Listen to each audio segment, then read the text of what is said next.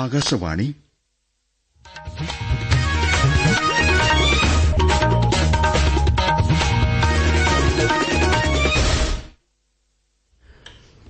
നമസ്കാരം. പ്രാദേശിക വാർത്തകൾ വായിക്കുന്നത് അനിൽ ചന്ദ്രൻ. പ്രധാന വാർത്തകൾ.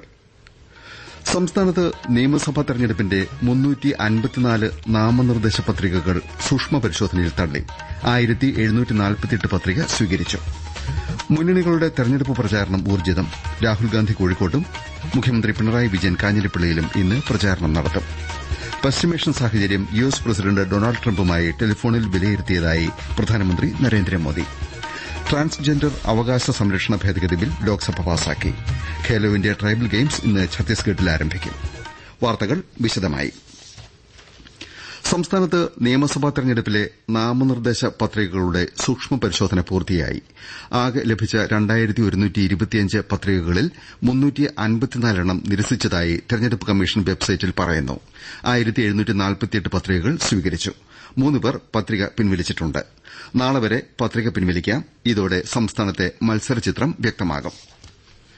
നിയമസഭാ തെരഞ്ഞെടുപ്പിൽ പോളിംഗ് ജോലികൾക്ക് നിയോഗിച്ച പ്രിസൈഡിംഗ് ഓഫീസർമാരുടെയും ഫസ്റ്റ് പോളിംഗ് ഓഫീസർമാരുടെയും ആദ്യഘട്ട പരിശീലനം വിവിധ ജില്ലകളിൽ ആരംഭിച്ചു. ജീവനക്കാർക്ക് പോസ്റ്റൽ ബാലറ്റ് പൂരിപ്പിക്കുന്നതിന് പരിശീലന കേന്ദ്രങ്ങളിൽ ക്രമീകരണം ഏർപ്പെടുത്തിയിട്ടുണ്ട്. രണ്ടാംഘട്ട പരിശീലനത്തിൽ പോസ്റ്റൽ ബാലറ്റ് രേഖപ്പെടുത്താൻ വോട്ടർ ഫെസിലിറ്റേഷൻ സെന്റർ സജ്ജീകരിക്കും. സെക്കൻഡ് തേർഡ് പോളിംഗ് ഓഫീസർമാരുടെ പരിശീലനം രണ്ടാംഘട്ടത്തിൽ മാത്രമായി പരിമിതപ്പെടുത്തി. നിയമസഭാ തെരഞ്ഞെടുപ്പുമായി ബന്ധപ്പെട്ട് വ്യാജവാർത്തകൾ പ്രചരിപ്പിക്കുന്ന സാമൂഹ്യമാധ്യമ അക്കൌണ്ടുകൾക്കെതിരെ കർശന നടപടിയെടുക്കുമെന്ന് കേരള പോലീസ് സൈബർ ഓപ്പറേഷൻസ് വിഭാഗം അറിയിച്ചു. മുഖ്യ തെരഞ്ഞെടുപ്പ് ഓഫീസർ ഔദ്യോഗിക വിശദീകരണം നൽകിയ കാര്യങ്ങളിൽ പോലും തെറ്റായ വ്യാഖ്യാനങ്ങൾ സാമൂഹ്യമാധ്യമങ്ങളിൽ പ്രചരിക്കുന്ന സാഹചര്യത്തിലാണ് പോലീസ് ഇടപെടൽ. തെറ്റായ വിവരങ്ങൾ ബോധപൂർവ്വം നിർമ്മിക്കുന്നവർക്കും അത് പങ്കുവെക്കുന്നവർക്കുമെതിരെ ക്രിമിനൽ കേസടക്കം നടപടിയെടുക്കുമെന്ന് മുന്നറിയിപ്പുണ്ട്. നിയമസഭാ തെരഞ്ഞെടുപ്പിൽ നിരോധിത പ്രിന്റിംഗ് ഉൽപ്പന്നങ്ങൾ ഉപയോഗിക്കുന്നു എന്ന വിവരത്തിന്റെ അടിസ്ഥാനത്തിൽ നടത്തിയ പരിശോധനയിൽ കോഴിക്കോട് ജില്ലയിൽ നിന്ന് 1000 കിലോ നിരോധിത പ്രിന്റിംഗ് സാധനങ്ങൾ പിടിച്ചെടുത്തു. ക്യുആർ കോഡ് പതിക്കാത്തതും പോളിസ്റ്റർ മിക്സഡ് തുണിയുമാണ് പിടിച്ചെടുത്തതിൽ ഏറെയും. തുടർ ദിവസങ്ങളിലും പരിശോധനകൾ കർശനമാക്കുമെന്ന് ഉദ്യോഗസ്ഥർ അറിയിച്ചു. സ്വീപ് പ്രചാരണ പരിപാടിയുടെ ഭാഗമായി കോഴിക്കോട് ജില്ലാ ഭരണകൂടം ട്രൈബൽ പ്രീ മെട്രിക് ഹോസ്റ്റലുകളിലും ഭിന്നശേഷി വിദ്യാർത്ഥികളുടെ പരിശീലന കേന്ദ്രങ്ങളിലും മോക്ക് ഇലക്ഷൻ സംഘടിപ്പിച്ചു. ഇതിന്റെ ഭാഗമായി സമ്മതിദാന അവകാശ വിനിയോഗത്തിന്റെയും പങ്കാളിത്തത്തിന്റെയും ആവശ്യകത എടുത്തുകാണിച്ച് വിദ്യാർത്ഥികൾ രക്ഷിതാക്കൾക്ക് കത്തെഴുതി. നിയമസഭാ തെരഞ്ഞെടുപ്പുമായി ബന്ധപ്പെട്ട പരിശോധനകളിൽ മലപ്പുറം ജില്ലയിൽ 3 കോടിയിൽപ്പരം രൂപയുടെ പണവും മദ്യവും മയക്കുമരുന്നും പിടിച്ചെടുത്തു. ഈ മാസം 15 മുതൽ 23 വരെ നടത്തിയ പരിശോധനയുടെ കണക്കാണിത്. ലോക്സഭാ പ്രതിപക്ഷ നേതാവ് രാഹുൽഗാന്ധിയുടെ കേരളത്തിലെ തെരഞ്ഞെടുപ്പ് പ്രചാരണ പരിപാടികൾ വൈകിട്ട് കോഴിക്കോട്ടെ റാലിയോടെ ആരംഭിക്കും. കോഴിക്കോട് ബീച്ചിലാണ് റാലി സംഘടിപ്പിച്ചിരിക്കുന്നത്. പ്രതിപക്ഷ നേതാവ് വി.ഡി. സതീശൻ പാലക്കാട്ടെ വിവിധ തെരഞ്ഞെടുപ്പ് പരിപാടികളിൽ പങ്കെടുക്കും. മുഖ്യമന്ത്രി പിണറായി വിജയൻ ഇന്ന് കാഞ്ഞിരപ്പള്ളിയിൽ പ്രചാരണം നടത്തും. സംസ്ഥാനത്തെ 48 കേന്ദ്രങ്ങളിലാണ് മുഖ്യമന്ത്രി പങ്കെടുക്കുന്ന പ്രചാരണ പരിപാടികൾ. എൻഡിഎ സ്ഥാനാർത്ഥികൾ മണ്ഡലങ്ങൾ കേന്ദ്രീകരിച്ച് പ്രചാരണം തുടരുകയാണ്. സംസ്ഥാനത്തെ പ്രമുഖ നേതാക്കൾ പരിപാടികളിൽ പങ്കെടുക്കും. രാജ്യത്ത് ആവശ്യത്തിന് പെട്രോളിന്റെയും ഡീസലിന്റെയും ശേഖരമുണ്ടെന്നും എൽപിജി ആഭ്യന്തര ഉൽപാദനം വർദ്ധിപ്പിച്ചിട്ടുണ്ടെന്നും പെട്രോളിയം മന്ത്രാലയം അറിയിച്ചു. എല്ലാ റിഫൈനറികളും ഏറ്റവും ഉയർന്ന ശേഷിയിൽ പ്രവർത്തിക്കുന്നുണ്ടെന്ന് ഉറപ്പുവരുത്തിയിട്ടുണ്ടെന്നും ന്യൂഡൽഹിയിൽ അന്തർ മന്ത്രാലയ യോഗത്തിന് ശേഷം പെട്രോളിയം പ്രകൃതിവാതക മന്ത്രാലയ ജോയിന്റ് സെക്രട്ടറി സുജാത ശർമ്മ അറിയിച്ചു. പ്രകൃതിവാതക പെട്രോളിയം ഉൽപ്പന്ന വിതരണ ഉത്തരവ് 2026 അവശ്യസാധന നിയമത്തിന്റെ പരിധിയിലാക്കി കേന്ദ്ര ഗവൺമെന്റ് വിജ്ഞാപനം പുറപ്പെടുവിച്ചു. പ്രകൃതിവാതകം അവസാനത്തെ ഉപഭോക്താവിനും പൈപ്പിലൂടെ ലഭ്യമാക്കുന്ന നടപടി ത്വരിതപ്പെടുത്താൻ ലക്ഷ്യമിട്ടാണ് ഉത്തരവ്. പശ്ചിമേഷ്യൻ സാഹചര്യത്തെപ്പറ്റി യുഎസ് പ്രസിഡന്റ് ഡൊണാൾഡ് ട്രംപുമായി ടെലിഫോൺ സംഭാഷണം നടത്തിയതായി പ്രധാനമന്ത്രി നരേന്ദ്രമോദി സാമൂഹ്യമാധ്യമത്തിൽ കുറിച്ചു. Desk report. മേഖലയിലെ സംഘർഷം ലഘൂകരിക്കാനും എത്രയും വേഗം സമാധാനം പുനഃസ്ഥാപിക്കാനും ഇന്ത്യ എല്ലാ പിന്തുണയും നൽകുമെന്ന് ട്രംപിനെ അറിയിച്ചതായി പ്രധാനമന്ത്രി വ്യക്തമാക്കി. ഹോർമൂസ് കടലിടുക്ക് തുറക്കുകയും കപ്പൽ ഗതാഗതം സുരക്ഷിതമാക്കുകയും ചെയ്യേണ്ടത് ലോകത്തിന്റെ മുഴുവൻ ആവശ്യമാണെന്ന് പ്രധാനമന്ത്രി വിലയിരുത്തി. എയർ ഇന്ത്യയും എയർ ഇന്ത്യ എക്സ്പ്രസും ഇന്ന് പശ്ചിമേഷ്യയിലേക്കും തിരിച്ചും ഷെഡ്യൂൾ ചെയ്തതും അല്ലാത്തതുമായ 26 സർവീസുകൾ നടത്തുമെന്ന് അറിയിച്ചു. ഇതുകൂടാതെ ജിദ്ദയ്ക്കും ഇന്ത്യയ്ക്കുമിടയിൽ 8 വിമാനങ്ങളുടെ സർവീസും ഉണ്ടാകുമെന്ന് ഇരു കമ്പനികളും സാമൂഹിക മാധ്യമത്തിൽ ട്വിറ്ററിൽ കുറിച്ചു. ഇസ്രായേൽ അതിർത്തിയിൽ നിന്ന് 30 കിലോമീറ്റർ വടക്ക് ലിറ്റാനി നദി വരെ ലബനന്റെ സുരക്ഷാ മേഖല പിടിച്ചെടുക്കുമെന്ന് ഇസ്രായേൽ അറിയിച്ചു. ഹിസ്ബുള്ളക്കെതിരായ സൈനിക നടപടിയെന്ന നിലയിലാണ് തീരുമാനമെന്ന് ഇസ്രായേൽ പ്രതിരോധ മന്ത്രി കാറ്റ്സ് പറഞ്ഞു. തീവ്രവാദ പ്രവർത്തനങ്ങൾക്കും ആയുധക്കടത്തിനും ഹിസ്ബുള്ള ഉപയോഗിക്കുന്ന ലിറ്റാ നദിയിലെ 5 പാലങ്ങൾ ഇസ്രായേൽ സേന തകർത്തെന്നും പ്രതിരോധ മന്ത്രി അവകാശപ്പെട്ടു. പശ്ചിമേഷ്യൻ സംഘർഷ പശ്ചാത്തലത്തിൽ ന്യൂഡൽഹിയിൽ ഇന്ന് സർവകക്ഷി യോഗം ചേരും. വൈകിട്ട് 5-നാണ് യോഗം. രാജ്യരക്ഷാമന്ത്രി രാജ്നാഥ് സിംഗ്, ആഭ്യന്തരമന്ത്രി അമിത്ഷാ, വിദേശകാര്യമന്ത്രി ഡോക്ടർ എസ് ജയശങ്കർ തുടങ്ങിയവർ യോഗത്തിൽ പങ്കെടുക്കും. ട്രാൻസ്ജെൻഡർ അവകാശ സംരക്ഷണ ഭേദഗതി ബിൽ ലോക്സഭ പാസാക്കി. ട്രാൻസ്ജെൻഡർ വ്യക്തികളുടെ 2019ലെ അവകാശ സംരക്ഷണ നിയമമാണ് ഭേദഗതി ചെയ്തത്. ഭേദഗതി അനുസരിച്ച് ട്രാൻസ്ജെൻഡർ ആണെന്ന തിരിച്ചറിയൽ സർട്ടിഫിക്കറ്റിന് ജില്ലാ മജിസ്ട്രേറ്റിന് അപേക്ഷ നൽകാൻ വ്യക്തികൾക്ക് കഴിയും. മെഡിക്കൽ ബോർഡ് പരിശോധനാ റിപ്പോർട്ടിന്റെ അടിസ്ഥാനത്തിൽ ജില്ലാ മജിസ്ട്രേറ്റിന് സർട്ടിഫിക്കറ്റ് നൽകാം.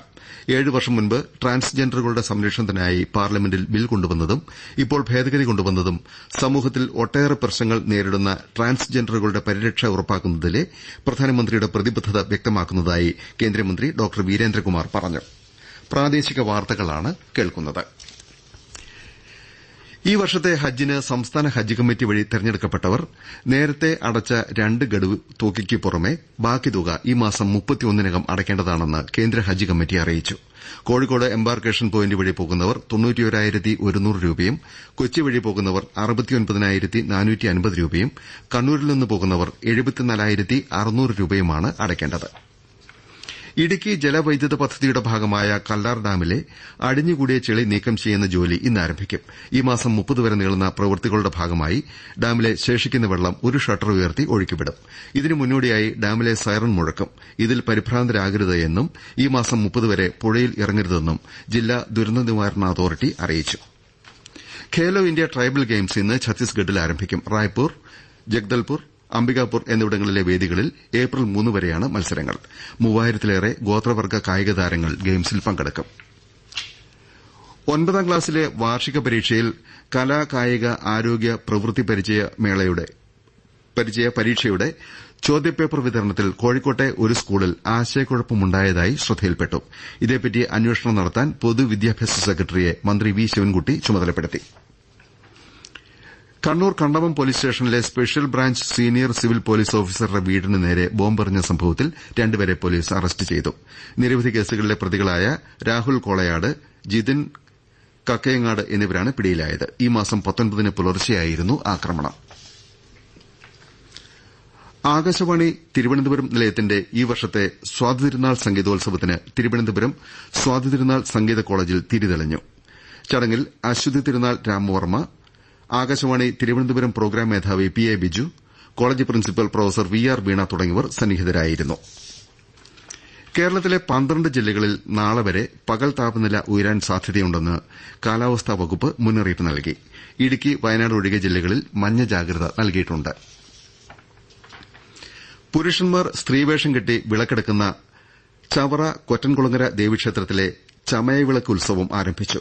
ആദ്യ ദിനത്തിൽ 100 കണക്കിന് പുരുഷന്മാർ അഭീഷ്ടകാര്യ സിദ്ധിക്കായി സ്ത്രീവേഷം ധരിച്ച് ഭക്തി വിശ്വാസങ്ങളോടെ വിളക്കെടുത്തു.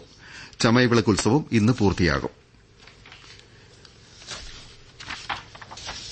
ടിക്കറ്റ് റീഫണ്ട് നിയമങ്ങളിലെ മാറ്റങ്ങളെക്കുറിച്ച് ഒരു ദേശീയ ദിനപത്രം പ്രസിദ്ധീകരിച്ച വാർത്ത അടിസ്ഥാനരഹിതമാണെന്ന് ഇന്ത്യൻ റെയിൽവേ ഫാക്ട് ചെക്ക് വിഭാഗം അറിയിച്ചു. റിസർവേഷൻ ചാർട്ടുകൾ ട്രെയിൻ പുറപ്പെടുന്നതിന് 9 മുതൽ 18 മണിക്കൂർ വരെ നേരത്തെയാക്കിയിട്ടുണ്ട്. നേരത്തെ ഇത് 4 മണിക്കൂറായിരുന്നു. ടിക്കറ്റ് സ്ഥിരീകരണത്തിന് സമയബന്ധിതമായി വ്യക്തത നൽകാനാണ് ഈ നടപടിയെന്ന് റെയിൽവേ അറിയിച്ചു. പെൺകുട്ടികളുടെ ചിത്രങ്ങൾ മോർഫ് ചെയ്ത് സോഷ്യൽ മീഡിയ വഴി പ്രചരിപ്പിച്ച 18-കാരൻ വയനാട്ടിൽ പിടിയിലായി. തരിയോട് കോമത്തുടി വീട്ടിൽ യദുകൃഷ്ണനെയാണ് വയനാട് സൈബർ പോലീസ് അറസ്റ്റ് ചെയ്തത്. പ്രധാന വാർത്തകൾ വീണ്ടും. സംസ്ഥാനത്ത് നിയമസഭാ തെരഞ്ഞെടുപ്പിന്റെ 354 നാമനിർദ്ദേശ പത്രികകൾ സൂക്ഷ്മ പരിശോധനയിൽ തള്ളി. 1748 പത്രിക സ്വീകരിച്ചു. മുന്നണികളുടെ തെരഞ്ഞെടുപ്പ് പ്രചാരണം ഊർജ്ജിതം. രാഹുൽഗാന്ധി കോഴിക്കോട്ടും മുഖ്യമന്ത്രി പിണറായി വിജയൻ കാഞ്ഞിരപ്പള്ളിയിലും ഇന്ന് പ്രചാരണം നടത്തും. പശ്ചിമേഷ്യൻ സാഹചര്യം യുഎസ് പ്രസിഡന്റ് ഡൊണാൾഡ് ട്രംപുമായി ടെലിഫോണിൽ വിലയിരുത്തിയതായി പ്രധാനമന്ത്രി നരേന്ദ്രമോദി. ട്രാൻസ്ജെൻഡർ അവകാശ സംരക്ഷണ ഭേദഗതി ബിൽ ലോക്സഭ പാസാക്കി. ഖേലോ ഇന്ത്യ ട്രൈബൽ ഗെയിംസ് ഇന്ന് ഛത്തീസ്ഗഡിൽ ആരംഭിക്കും. പ്രാദേശിക വാർത്തകൾ കഴിഞ്ഞു.